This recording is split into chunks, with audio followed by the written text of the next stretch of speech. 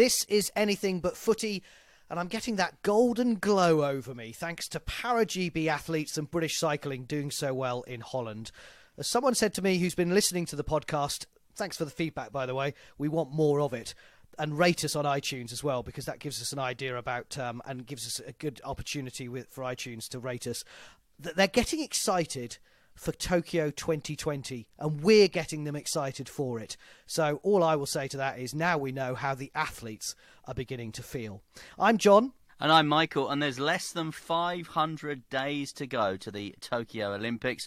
A little bit more, of course, to the Tokyo Paralympics, and that will certainly be our focus, the Paralympics and Paralympic sport, on this edition of Anything But Footy. And as John says, we would love to hear from you. You can always email us, anythingbutfooty@gmail.com. We love to read your emails. You can get in touch with us on Twitter. We love your tweets as well, anythingbutf on Twitter. We're also on Instagram, on Facebook, and on YouTube as well. Absolutely. Now, this episode is entitled In With the Old and the New. 46-year-old, can you believe this? 46-year-old James Cracknell is to become the oldest ever boat race rower, assuming he takes part. He's been named in the squad and the team for Cambridge, while 10-year-old Sky Brown has become the youngest ever British Olympian. No disrespect, but Dame Sarah Storey continues to show the youngsters the standard needed in paracycling, and new dad Max Whitlock shines at the British Championships ahead of the Europeans, and Adam Peaty, well, he just keeps setting new after new after new record. So young and old, new and old, no comment about me and Michael there. This is Anything But Footy. And we go into a brand new Olympic sport that is going to be in Tokyo 2020. And we saw 5 British skateboarders being selected to receive UK sport aspiration funding announced this week, designed to assist athletes from sports outside the world-class programme, which, of course, we've been talking about here on Anything But Footy for the last few episodes. Very much looking forward to seeing this sport at Tokyo. We've got some great medal opportunities. Sam Beckett, 26-year-old former X Games gold medalist, is considered Britain's best chance of winning a first skateboard medal. But it was all about 10-year-old Sky Brown, who is one of these 5 named to get this aspiration funding from UK Sport. She's been pro for 2 years and is a pro in surfing as well, which is also a new Olympic sport, and she wants to try and compete in both events in Tokyo. Now, Sky is not someone who is afraid of the limelight. She won last year's Junior Dancing with the Stars in the US. That's Strictly Come Dancing Juniors to you and me, Michael. I know you're a big fan. And becoming a social media sensation and raising tens of thousands of dollars to help Cambodian orphans as well. But 10 years old, Michael? Surely, this is too young. I only watched Strictly Come Dancing when Greg Rutherford was on it, to be honest with you, or Johnny Peacock. I have serious concerns about this. I must start by saying that. She's 10 years of age. She's clearly very, very talented, Sky Brown. Surfs, skateboards, dances, Japanese mother, British father. She had said that she was going to compete for Japan, but has switched to Great Britain. I presume, obviously, there's some kind of financial incentive behind that. And as you say, part of this GB skateboarding team, if they get the nod in December, which we think they will, to compete in Tokyo in 2020. There was an excellent piece on the BBC News this week put together by their sports correspondent, Natalie Perks. And that is what has given me the concerns about Sky Brown, because there she was. She's the youngest ever Nike athlete. She's recently appeared in a big campaign with Simone Biles, Caster Semenya, Dina Asher-Smith, and there she was sat with her sports manufacturers' logos plastered all over the place. You know, and I know how this kind of thing works. That will have been a condition of that interview. And she was talking very confidently about her ambitions to appear at the Olympic Games in Tokyo in 2020. She's clearly very good. I've been reading some articles about her, some reviews about her. She has the skill, she has the tricks by all accounts. Whether she has the strength and the power just yet, well, let's remember she's just 10 years of age. And my concerns stem from, you know, when you say names like Drew Barrymore, Britney Spears, Miley Cyrus, people like that, people that had fame, had fortune, had success at a very, very young age, and then went off the rails for a bit. And my advice to anyone listening to this that is concerned with Sky Brown, is in the Sky Brown team, parents of Sky Brown listening, go and speak to Tom Daley. Go and speak to Tom Daley's family. go and speak to Tom Daley's advisors. He's been there. He's gone through this. He was slightly older. At Beijing, he was 14 at the Olympics in 2008. He's handled his career quite superbly. He's never had that really gone off the rails bit the likes of Drew Barrymore or Britney Spears has had. He's obviously had a lot of media attention. He's had all the commercial deals. He's had the interest from television. But he's continued to perform at an elite level of sport as well. And add to all of that, and we've spoken about this before, he's retained his personality and he's still a level-headed, decent bloke. So if I was saying anything to Sky Brown's family, she's still 10 years of age. She'll be 12 in Tokyo. Very, very young to go to an Olympic Games. I know we've had youngsters competing for Wales, competing for England in table tennis and in diving, respectively, at Commonwealth Games level. But the Olympic Games spotlight on Sky Brown in a new sport, skateboarding, surfing, whatever it is, will be completely different. And I would just urge all the people around her, all the people from Nike listening in that are putting her front and centre of their campaigns at the moment, go and speak to the Daley family and find out what happens next. Of course, we wish her all the best of luck for qualifying and obviously getting selected, and to all at Skateboarding England as well. She'd become the youngest British summer Olympian and second only to figure skater Cecilia College, who competed in the 1932 Games in Lake Placid at the age of just 11. She was the last British youngster and the last British athlete to win 2 medals in 2 different sports at the same Games. Again, Edward Barrett, who won tug of war and heavyweight wrestling at the London Olympics in 1908. It's a heck of a thing to put yourself up for when you're just 10 years old, as Michael says. In total contrast, from the young to the old, 46-year-old James Cracknell, then, the double Olympic champion. I mean, what a superstar in Sydney 2000 with Redgrave, Pinson and Foster. And then 4 years later again with Ed Coode, Steve Williams and Pinson again in that coxless 4 to win his second gold medal at the Olympics.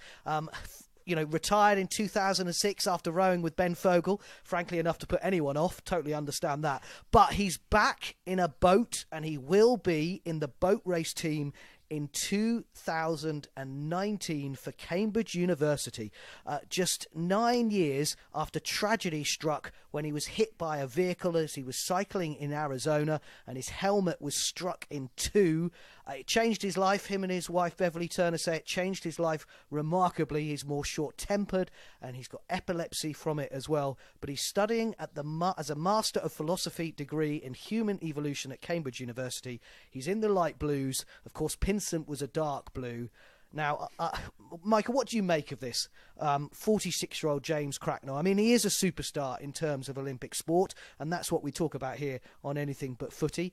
But I have a feeling that it's not quite the right thing for either him or the sport. First and foremost, I think it's great that he's not allowed the injury, the head injury, to define him moving forward. He's created and mastered a good career as a broadcaster, as a commentator on rowing. And obviously, he's got a young family. You mentioned Beverly Turner, his wife, there as well. They will have had to adjust and they will have had to essentially start again. And I was going to be slightly facetious. I was slightly facetious when I first heard this news. I was thinking to myself, James Cracknell's turned up at uni to do a kind of evening cookery class. And all these Germans and Americans that have been there getting up at 4, 5 o'clock in the morning to row on the River Cam are suddenly going to miss out because this guy that won Olympic medals back in the day, and it is back in the day probably for a lot of them, is suddenly turning up and being put in the boat. It's great publicity for the boat race. It's an event which continues to capture the public imagination, and it captures the public imagination by being live on the television still. It's still a big feature. It's still a big weekend of sport. But for a lot of people, the university boat race, the varsity race between Oxford and Cambridge, on the River Thames, heading past Putney and all the rest of it, and I know you've worked on the event in the past, for a lot of people, it's just this archaic throwback to something that, as a nation, we thought we'd moved on from. It continues, though, to pull in good ratings, both on radio and on television, and it now has that magic dust, if you like, of James Cracknell, someone that people can associate with, can recognise. It suddenly has that magic dust of this double Olympic champion taking part in it, but you have to feel a little bit sorry, I think, for some of the other rowers that have probably built their lives, their studying and their career towards this moment, and suddenly they find themselves out of the boat. Yeah, you're not telling me he's any better or better than someone who's 20 years his junior. Apparently he's joked that he's 7 years older than one of his teammates' fathers, which is staggering in itself. And you're right, Michael. I covered the boat race for 5 years, from 2005 to 2010, on the banks of the river. It's never been so cold, frankly, in March. I think it snowed one March when we were covering it. It's ridiculous that he's in the boat because, as you say, it doesn't need the publicity. It's one of those moments of spring. It's the London Marathon. It's the Grand National. It's the boat race. It's the thing that happens on a weekend basis with the Six Nations as well, building up to it. And you just think, surely this is taking off some of the shine. And previously, the oldest person to compete in the boat race was a 38-year-old in 1992, and the oldest to row when he was chosen the Oxford crew in 2008 was Mike Worley, who was 36 years old. I think he's turned it slightly into a joke, but is it what the media want, and is it what the public want? Because, as you say, we're doing it, they're doing it, everybody's talking about it, and from a sponsor's point of view and from the boat race point of view, maybe that is what they want. It's exactly what the public will want. It's exactly what the media will want. Whether it's what the rowing fraternity want, I guess we would have to go and ask them. But yeah, he will be front centre. He'll be the face. He'll be the voice of all the publicity in the build-up to the boat race. And as I said, it will still get massive coverage nationally on television, on radio as well. But there will be so much written, said, broadcast about James Cracknell now in the build-up to this race. And I just go back to that point. I kind of feel a little bit sorry for those guys that have been working through the ranks for the last couple of years that maybe are going to miss out on their place in the 8 now because James Cracknell's come on the scene. And, if he's there on merit, and if the tests have been done and he's been getting up at 5 o'clock in the morning and going out with the others, and he's physiologically coming up with the same results as the men younger than him, and he's eligible for the race, then fair play. But it does smack a little bit to me of an event, of something that's maybe looking just for that extra little bit of publicity. Yeah, and 10 years older than the last oldest ever competitor. I think that says enough, frankly. Still to come on Anything But Footy, we're going to talk new dad, Max Whitlock, back in action for British Gymnastics, and those new records continue for Adam Peaty, but a mixture of old and new coming up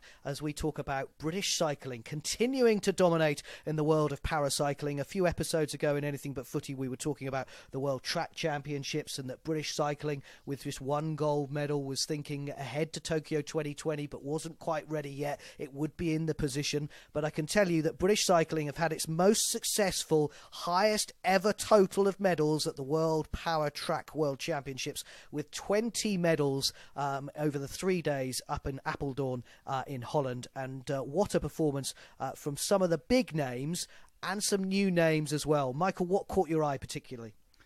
Well, it's impossible, isn't it, as you say, with all those medals, to name everybody. A couple of things caught my eye. Katie Toft, obviously, has won a couple of medals across the weekend. She won one of her gold medals in the WC1 3-kilometre pursuit, but she was the only rider in the event. That, to me, suggests that there is some work to do across the world in making these categories, these classifications, I should say, a little bit more even, and having a look at the spread of the events, because it makes a bit of a mockery of it, a farce of it, if there's only one rider going to the starting line, if you like, with Katie Toft. But take nothing away from her, she also won the scratch gold as well.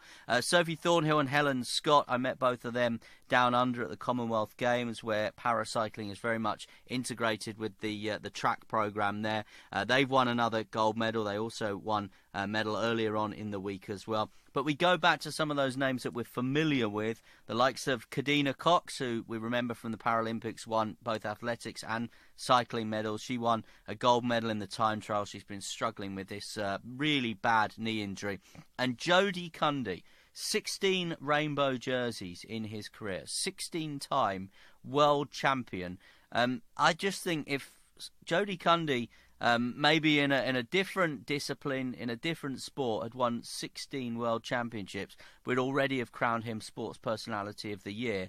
And yet there's just been, I think, such indifferent coverage over the weekend of what's been a fantastic 3-4 days of competition and fantastic success for British cyclists as well. Yeah, we're going to talk about that in a moment because he has criticised the non-streaming of the event, which we'll come to in a moment. I think you're right about the people that you caught, you highlighted. Kadina Cox. I mean, she is that Yorkshire grit of a rider, and what's worrying for the rest of the world when she won that gold on the first day is that she said she had a technical issue with the gate at the start, so the time wasn't what she wanted. She set a time of 36.176 seconds, and she said it's frustrating. I've gone so quick with a bad start, but I guess that suggests there's more to come. So frankly, if you're the rest of the world, you'll be going, oh my goodness, we really need to up our game. And Jody Cundy, as you say, 11 world titles on the trot, with a podium finish in the world kilo title, so well done to him on that, and we'll talk about him more in a moment. But I must pick out Dame Sarah Storey, her first appearance since Rio, and the birth of baby Charlie as well, and she claimed her first track title since 2016 in the 3 kilometre individual pursuit in the WC5 category classification, as you said. She said afterwards, I raced here 4 years ago, so the same time from Rio as we are now from Tokyo, and I did a 3:39, so I was really pleased with a 3:37 today. I mean, she went on to say, there's no complacency from me. I'm going to keep working hard. And that's what we love about Dame Sarah Storey, isn't it? Because she just keeps going and going and going. You mentioned a couple of people who'd won a couple of titles, Sophie Thornhill, Helen Scott winning, and also Katie Toft. But, Dame Sarah Storey just keeps on going, and she came back as well to win the scratch race as well in the WC5. World titles 14 and 15. She also won a silver in the 500-metre time trial as well. 41 years of age, a super mum to the extreme. So well done to her, and well done to everybody, and particularly Neil Facky and Matt Rotherham, who lost out defending their title in the tandem kilo events to British rivals James Ball and Pete Mitchell. But then they turned the tables on them in the sprint the very next day. Gold for Facky and Rotherham, and the defending champions in that one. So well done to them. So lots of good performances as well. Some work to be done. I thought defending champion like Megan Giglia had to settle for 6th in the WC3 pursuit, and also was edged out in the medals in the 500-metre time trial. So, she did brilliantly in Rio, and you'd expect her to come back and perform. And also Laura Facky and Corinne Hall, who claimed a bronze medal. Facky saying afterwards, we've got a challenge on our hands and we know what the target is now. It'll be fun to go away and work on going quicker. And that is all you can do. So a record-breaking number of medals for Para-GB and British cycling at these World Track Championships. But Jody Cundy unhappy once again with the UCI not live streaming the event. He says, I can't understand how this keeps happening. And it is frustrating, Michael, isn't it, when you think of these world-class athletes that we're talking about at the moment, that actually you can't actually watch it anywhere. Yeah, the UCI have been a bit of a joke, to be completely and utterly honest with you. Remember, this is the organisation that actually forgot to apply to be in the 2020 Paralympics initially. Initially, there was not going to be a paracycling programme. Now, what they have said in their defence is that paracycling is now fully integrated into the track discipline. But what has happened over the weekend, and what Jody Cundy has kind of vocalised, is that perhaps they say it's completely integrated, perhaps it's not quite as integrated as they would hope. Now, in 2023, we've got these inaugural Cycling World Championships coming to the UK. They will incorporate track, mountain bike, road, BMX and paracycling all together. That will be good. I mentioned, obviously, in the Gold Coast at the Commonwealth Games, there is a track programme that incorporates the traditional track races and also the paracycling disciplines as well. It works really, really well on the Commonwealth Games, at the Commonwealth Games, and will do again in Birmingham in 2022.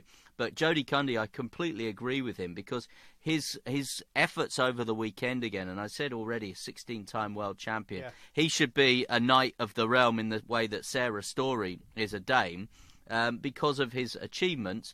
But it will go by the British public predominantly this weekend because there hasn't been the coverage, there hasn't been the live streaming, and he's said it should be a condition of hosting, so Appledorn or Manchester or Glasgow, whoever hosts this event again in the future, it should be a condition of hosting that streaming TV coverage should be sorted out and part of it, and I agree with Jody Cundy. Yeah, I mean, I absolutely right. He says, it's like we tell them what you want to hear, and then their actions show nothing has changed. And it must just be so frustrating as a 4-time Paralympic champion. You're still competing, you're still setting records, as you said, with Dame Sarah Storey doing what she does as well. Just having that coverage. But we will try and keep up to date with what's going on in the world of paracycling here on Anything But Footy as we continue. And sticking with cycling as well, because Jess Varnish, who was a European team sprint champion for British cycling. She also won medals at Glasgow 2014 from memory in the Commonwealth Games. But she's not a cyclist anymore. She is at the moment deciding to, or has now decided to, appeal against the decision that she took to an employment tribunal against British cycling, where she said that she was, or they said she was self-employed. And what she's trying to prove is that when she was sacked or dropped by the team, if you were sacked, you probably were employed, so you probably don't want to say that. They probably didn't. But she was dropped by the team in 2016, and she was not happy with that decision ahead of Rio, and she is going to continue this fight.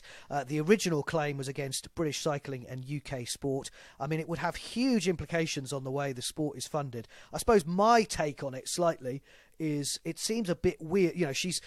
She and her legal team are saying that she's likened it to the gig economy, which is your Deliveroo and Uber drivers, and there's lots of talk about them being employed rather than them being self-employed. But we've talked about it on Anything But Footy, Michael, and other athletes have had their funding withdrawn and their sponsorship withdrawn. Laura Waitman and Holly Bradshaw in athletics, so they're not employed. They're not suing because they've had it taken away, and they've just decided to get on and do it. I suppose what Jess Varnish might say to that is that the only way you're going to get into the Olympics is via British cycling, and if you're dropped by them, then that's the whole issue. But what's your take on it? I have massive sympathy for the situation that Jess Varnish is in. I agree, obviously, and the law must take a legal viewpoint of this, that she is the recipient of funding, which is similar to something like a university grant, for example. So she isn't in a pension scheme, she doesn't get sick pay, she doesn't get holiday pay. That said, she's given her working life to British cycling. She's not been able to do something on the side. If you are on the British cycling programme, you are there 24/7.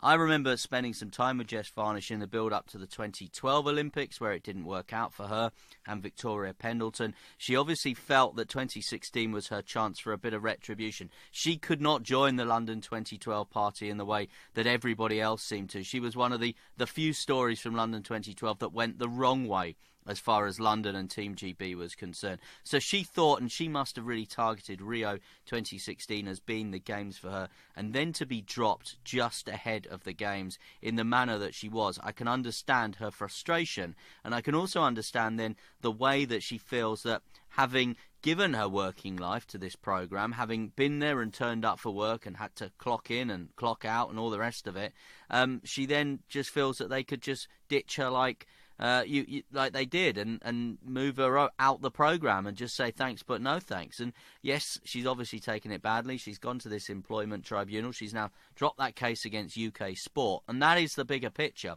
UK Sport, because they're essentially giving these grants to around about over 1,000 athletes at the moment. Now, if this appeal works against British cycling, and Jess Varnish and her legal team can prove that she is to all intents and purposes an employee of British cycling, well, that changes it for the other 1,000 people on that funding, because suddenly UK Sport will have to start thinking about things like pension schemes, holiday pay, sick pay, and they will not be able to fund. They'll simply not be able to fund, and we've already spoken about the shrinking pot of money from lottery cash. They'll not be able to fund the 1,000+ athletes currently on the scheme. Absolutely, it has big ramifications. We'll keep an eye on that one for you.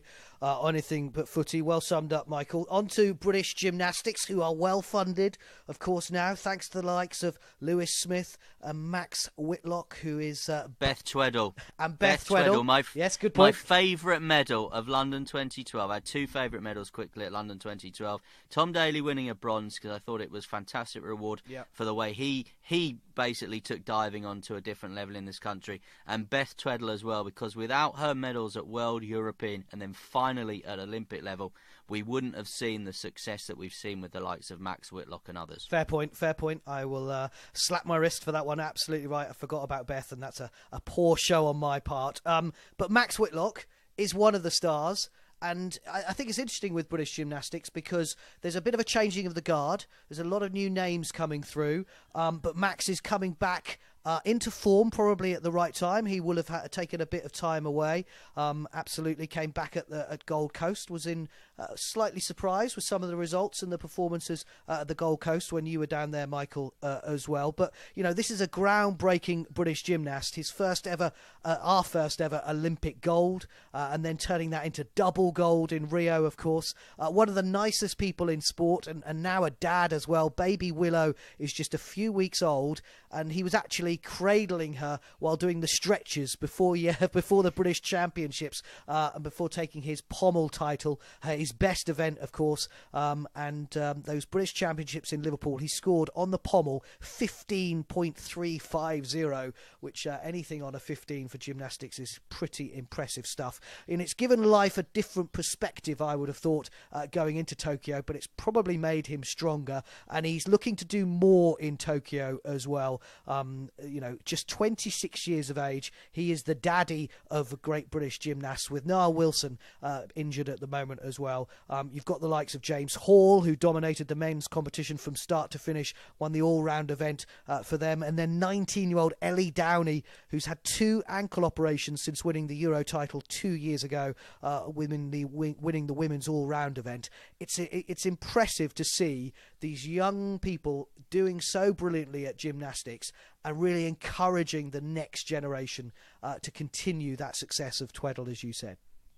Just quickly before we get on to our any other business and another young man, the 24-year-old Adam Peaty, on the subject of Max Whitlock, great sport is often about great rivalries, isn't it? Now, Max Whitlock had a rivalry with Lewis Smith. They pushed each other on as far as the pommel was concerned. And Rhys McClenaghan, the young Northern Irishman, will now be the rival to Max Whitlock. He'll be the one chasing Max Whitlock down as we head towards Tokyo 2020. He's the one that won the medals, of course, at the Commonwealth Games. And I think the fact that those two are coming to the fore together, with Max the senior man, if you like, in the partnership, that will just help as far as British gymnastics, Irish gymnastics is concerned as we head towards the next Olympics. Let's move on to Adam Peaty in swimming then, John. Project 56 still very much on track. Adam Peaty looking to become the first man to go under 57 seconds. He raced in a 100 metres breaststroke event in Edinburgh, 58.73 seconds, and then he said, I was only at 70% capacity. What does that say for the likes of James Wilby, Ross Murdoch, Craig Benson and the others? Yeah, it's the fastest time of the year as well, isn't it? I mean, I know it's early days in the season for the swimmers, but 58.73, over half a second faster than anyone had swam before that evening as well. Just shows that Peaty is determined to get to where he wants to get to. And he said afterwards, you know, this is a confidence boost for me. I didn't think I'd get to that number 1 ranking spot, and you know, he's looking to push himself really forward on that. And great to see, as you say, the rivalry. You know, talked about Lewis Smith and Max Whitlock. You've got your James Wilby and Ross Murdoch, who were in their favoured 200 metres over the Edinburgh International over the weekend as well. And again, Wilby coming out on top, with both men pleased with their efforts at this point of the season. It's still early days, but boy oh boy is it good to see the swimmers continuing to push through, as well as the athletes that we've talked about on Anything But Footy on other episodes as well. So plenty of things coming up to look forward to as we continue to bring you big sporting events to this country, Michael. Some big news from the canoeing world. Yeah, well done to British Canoeing. The British Canoeing and UK Sport bid to bring the World Canoe Slalom Championships. Remember, they are hosting the event this year at the Lee Valley, and it will be coming back in 2023. So well done to all of those involved. We've got just a week to go to the London Landmarks Half Marathon as well. I noticed on Instagram that Amanda Holden will be taking part. I'm covering that next weekend, so looking forward to seeing Amanda Holden and maybe Simon Cowell. And just quickly, well done to Wales winning the Grand Slam in World Cup year. Japan has a big couple of years as far as hosting sporting events is concerned. Michaela Schifrin as well, the first skier to win World Cup victories in the overall, the slalom, the giant slalom and the Super G. She's completed the clean sweep this weekend in Andorra. Dave Riding finishing his season, a season where he got on the podium, of course, with a 12th place finish. And Jay Jones, double Olympic champion, won a silver in Belgium at the Taekwondo. Remember, Great Britain is hosting the World Championships this year in Manchester in May. So we end up where we started, something new as well as old, a bit like Anything But Footy podcast. Please like us and rate us on iTunes. Help us build on our profile. You can share us on Facebook and Twitter. And this is Anything But Footy, unashamedly Olympic and Paralympic bias.